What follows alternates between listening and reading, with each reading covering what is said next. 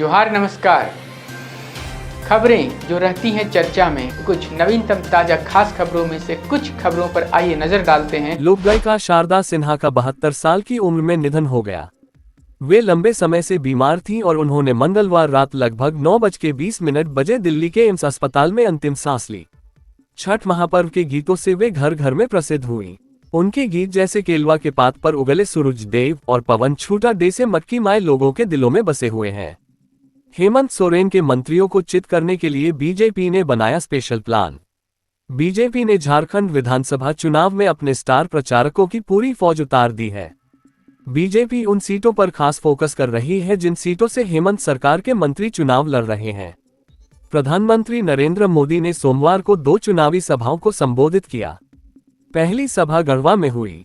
इस विधानसभा से झामुमो कोटे के मंत्री मिथिलेश ठाकुर एक बार फिर चुनाव मैदान में हैं। प्रधानमंत्री ने दूसरी सभा कल्याण मंत्री दीपक बिरू के विधानसभा चाईबासा में की। केंद्रीय गृह मंत्री ने रविवार को मंत्री रामदास सोरेन के विधानसभा क्षेत्र घाटशिला में चुनावी सभा की शुरुआत की थी। 5 नवंबर को केंद्रीय रक्षा मंत्री राजनाथ सिंह मंत्री रामेश्वर उरांव के विधानसभा लोहरदगा में चुनाव प्रचार किए।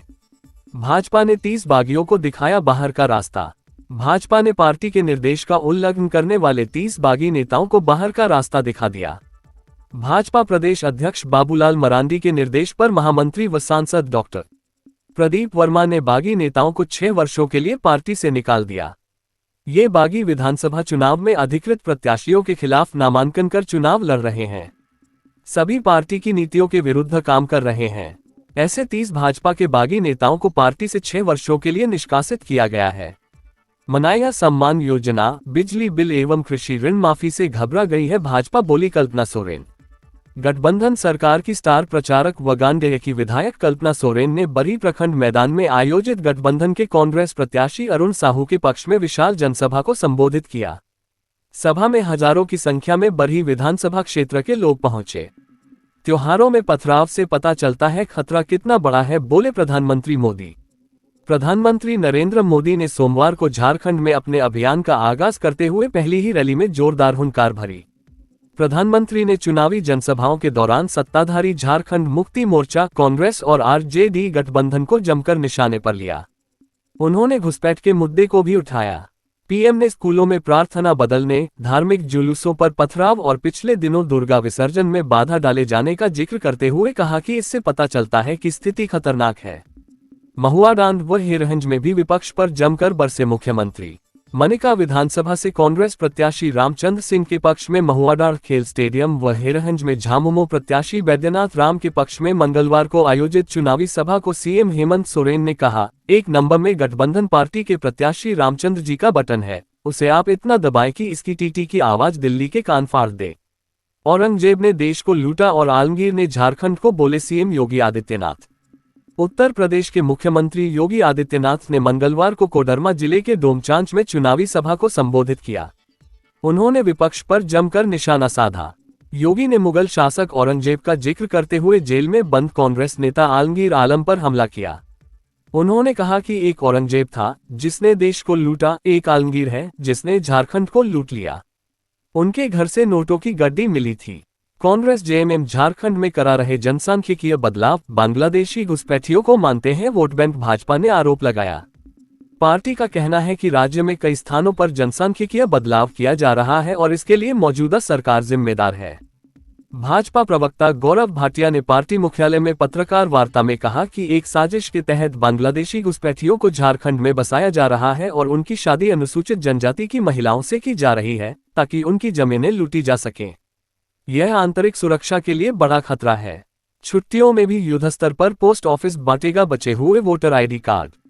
मुख्य निर्वाचन पदाधिकारी के रवि कुमार ने कहा है कि विधानसभा निर्वाचन 2024 में एक भी मतदाता अपने मताधिकार से वंचित न रहे, ये प्राथमिक उद्देश्य है। इस उद्देश्य की पूर्ति हेतु सम्मिलित रूप से प्रयास अपेक्षित है।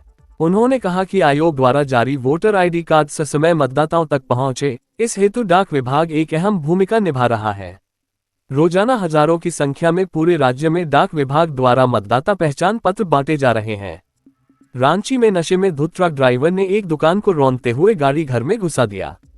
ये घटना सोमवार देर रात 9:30 बजे रातू थाना क्षेत्र स्थित हुरहुरी गुटुवाटोली गांव में हुई है, जहां 12 चक्का ट्रक JH02EN3755 ने एक दुकान और मिट्टी के घर को पूरी तरह से क्षतिग्रस्त कर दिया। इस घटना में घर का किचन और उसमें रखे सारे सामान गैस चूल्हा, चावल, आटा, फ्रिज आदि भी पूरी तरह से बर्बाद हो गए। गृह स्वामी सोमरा उरांव का कहना है कि ड्राइवर और खलासी दोनों नशे में थे। गाड़ी की रफ्तार भी काफी तेज थी। वहीं इस घटना में सोमा उरांव का दुकान भी पूरी तरह से क्षतिग्रस्त हो गया।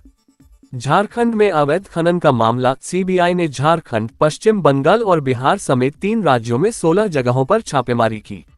50 लाख रुपये नकद, 1 किलो सोना और कुछ चांदी के आभूषण बरामद किए गए।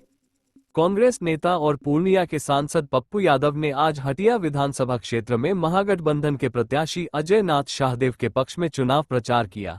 सांसद पप्पू यादव ने हटिया, जगन्नाथपुर, सेक्टर 2 मार्केट, पंचमुखी मंदिर, डोरंडा में आयोजित नुक्कड़ सभा और पदयात्रा के माध्यम से जनता को अजय नाथ शाहदेव के पक्ष में मतदान करने का अपील की। पप्पू यादव ने कहा कि राज्य में हेमंत सोरेन को एक बार फिर मुख्यमंत्री बनाना है और अजय नाथ शाहदेव को हटिया से जिताना है। उन्होंने कहा कि अजय नाथ शाहदेव के पक्ष में हटिया की जनता एकजुट है। समाज के सभी वर्गों का हमें समर्थन मिल रहा है। इतना ही नहीं, राज्य में महागठबंधन की सरकार पूर्ण बहुमत से बनने जा रही है। भाजपा पर हमला करते हुए उन्होंने कहा कि केंद्र की भाजपा सरकार सुप्रीम कोर्ट के आदेश के बाद भी राज्य के 1,36,000 करोड़ रुपया नहीं दे रही है।